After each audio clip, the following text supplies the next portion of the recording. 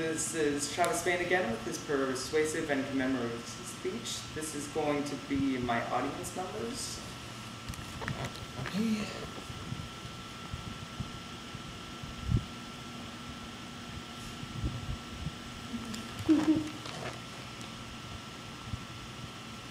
Okay then.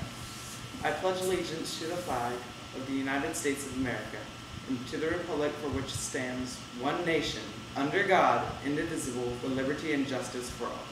That was the Pledge of Allegiance, a pledge issued by millions of American children each day. Now, the Pledge of Allegiance has been in our nation for over a century. It has been said every single day, like I said, by millions of Americans. Now, most would consider this pledge an American tradition and something to be honored. However, certain groups today wish to extract two words from it, under God, and are fighting fervently for this. But the fact is that the pledge is a major part of today's society. Extracting those two words would be destroying everything that Americans have stand for in the past year.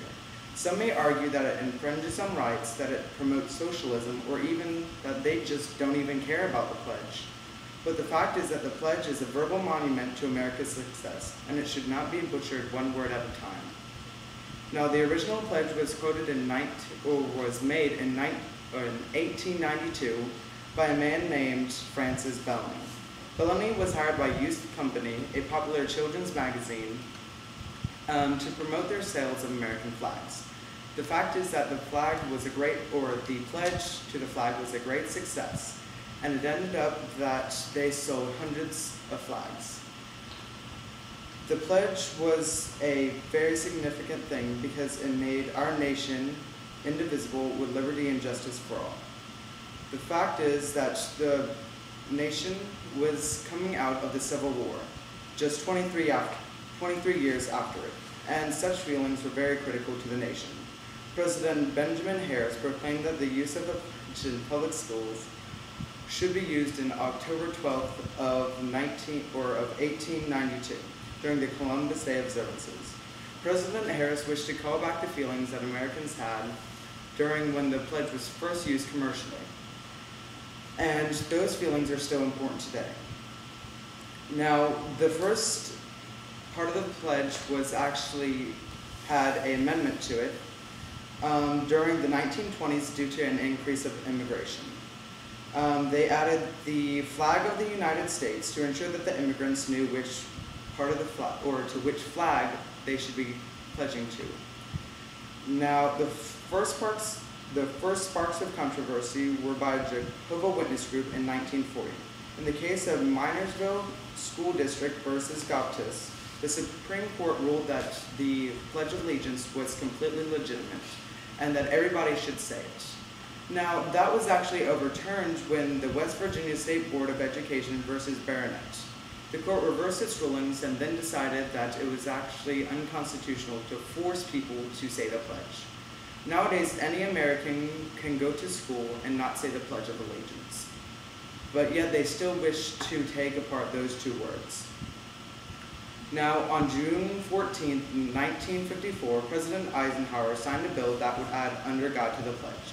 The idea actually had been around for quite a long time, but it was Dr. Reverend McPherson Daltrey that brought it into action. President Eisenhower went to a speech by Daltrey, and the speech consisted of basically the idea being proclaimed. He called upon Lincoln's past words about how one nation needs to be under God to survive the Civil War, and so President Eisenhower decided to add it into the pledge. Now, Daltrey also argued that the pledge would simply be hollow words without a reference to the deity, and that if it was added to the pledge, that the pledge would have more meaning and better portray the life of Americans.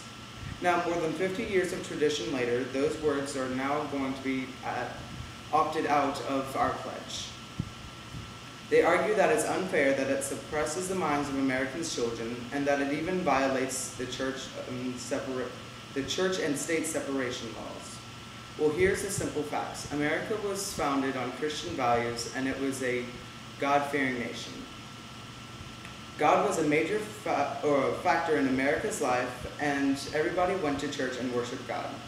References to God are everywhere in today's society, and if we are going to get rid of one, we might as well get rid of them all. The president will no longer say, "So help me God," when he takes his inaugurational address, and our money would no longer have "Under God" printed on it. Also, the Supreme Court would no longer open with "God save the United States" in this honorable court. God is a fundamental figure in society and cannot be eradicated by the few radical people's whims. There are laws in place for those who are not patriotic enough to say the pledge, and so any argument against the pledge is absolutely void.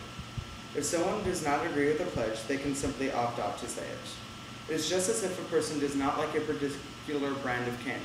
They don't have to go and change the candy. All that they have to do is just not buy it.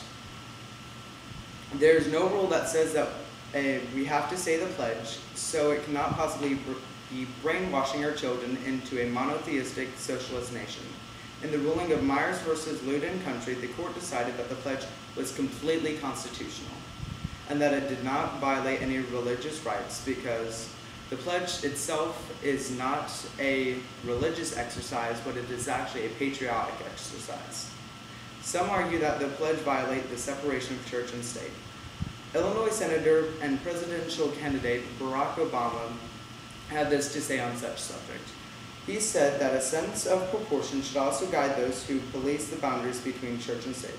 Not every mention of God is a breach of the church and state separation acts.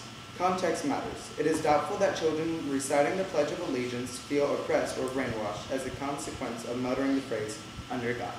I didn't. Not only does the pledge not violate the church and state separation, but one also must needs to look at the past of such separation.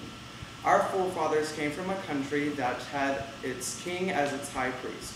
The king would dabble into the eternal affairs of the church, and he'd also use it to fill up his pocketbook. Now, our forefathers did not want America to become such a nation, so they used church-state separation to protect the church from the state, not the other way around.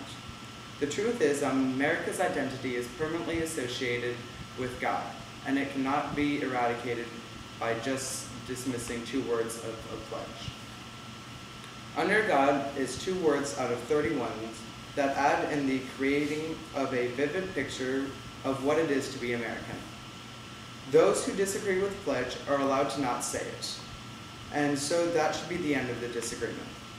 Those 2 words were put in the pledge by our leaders of our nation, and as citizens of America, we should respect their decisions and our country's heritage, and continue to live our lives under God. Thank you all for coming today. That will be the end of our first speech.